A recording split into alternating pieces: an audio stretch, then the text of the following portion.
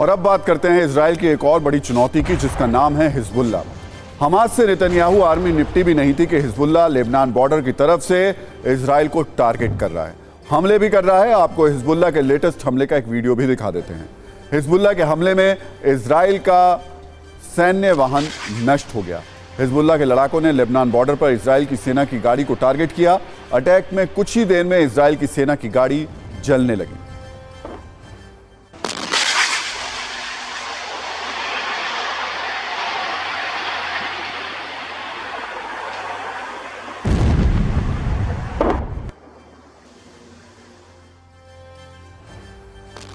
दूसरा वीडियो भी आपको दिखाते हैं, जिसमें हिजबुल्लाह के लड़ाकों की तैयारी आपको दिखाई देगी। हिजबुल्लाह की ओर से ट्रेनिंग का नया वीडियो जारी किया गया है। लड़ाके टैंकों को तबाह करने की ट्रेनिंग ले रहे हैं। बड़े रॉकेट हमले की भी तैयारी की जा रही है।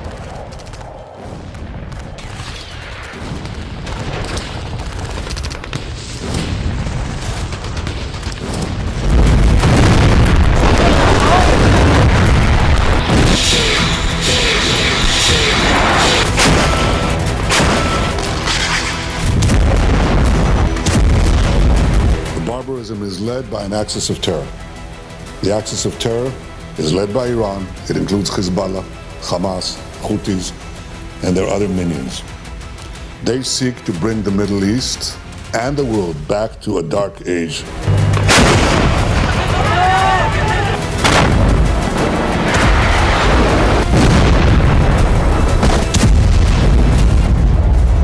If they go strong, if they're not defeated, they will derail this process. They will imperil the entire Middle East. If the Middle East falls to the axis of terror, Europe will be next, and no one will be safe.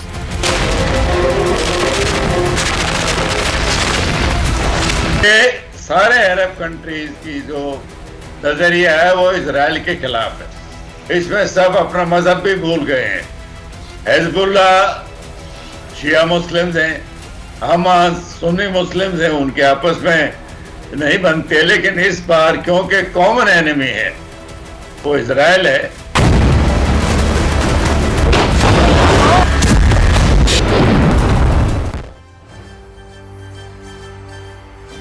तो Iran के समर्थन से Hezbollah और Hamas की जोड़ी कितनी घातक हो सकती है, इसे समझने के लिए आपको बताते हैं हिजबुल्लाह के पास कौन कौन से हथियार मौजूद हैं। हथियारों की बात करें तो हिजबुल्लाह के पास AK-47, RPG Dragunov sniper rifle, DSH के हैवी मशीन गन और KPV हैवी मशीन गन्स हैं। वहीं टैंकों की बात करें तो हिजबुल्लाह के पास T-55, T-72, BMP-1 infantry fighting vehicle, M113S modified civilian vehicle है। मिसाइल और आर्टिलरी की बात करें तो कत्यूशा रॉकेट, फतेह 110, M300, फजर 3 और फजर 5 जेलजल 2 भी है।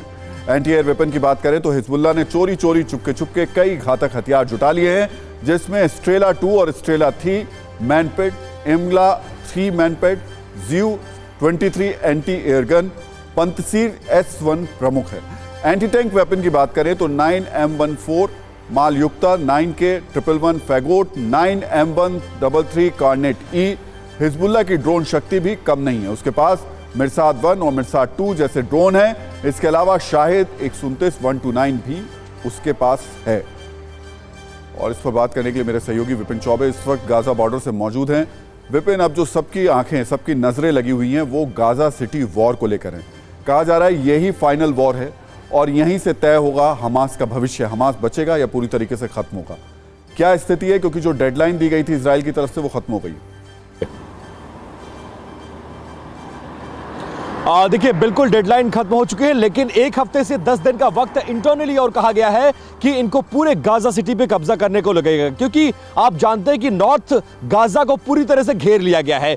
आगे IDF जो ऑपरेशन करती हुई आगे बढ़ रही है और सिविलियंस को बार बार ये कहा जा रहा है आप इलाके को छोड़कर साउथ गाजा में शिफ्ट हो जाइए।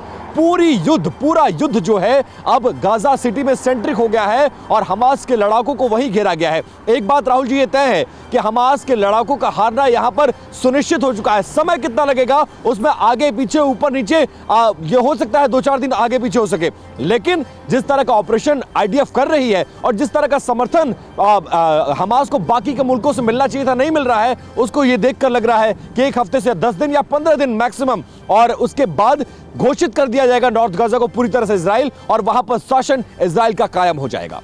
जी। लेकिन अभी की स्थिति आपको लग रही है ऐसी, क्योंकि हमास पूरी तरीके से टक्कर दे रहा है।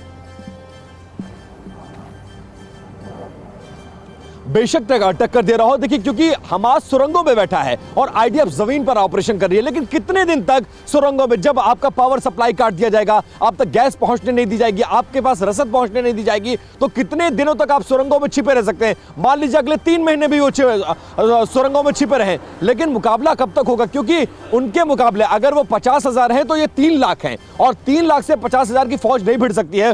पूरे हाईली इक्विप्ड होके, ना सिर्फ जमीन से, आसमान से, समंदर से, तीनों तरफ से हमला हो रहा है। ऐसे में हमास का बहुत ज्यादा दिन तक टिके रहना नामुमकिन सा लगता है। जी विपिन, बहुत बहुत शुक्रिया, अपना ध्यान रखिए, आपसे लगातार अपडेट लेते रहेंगे।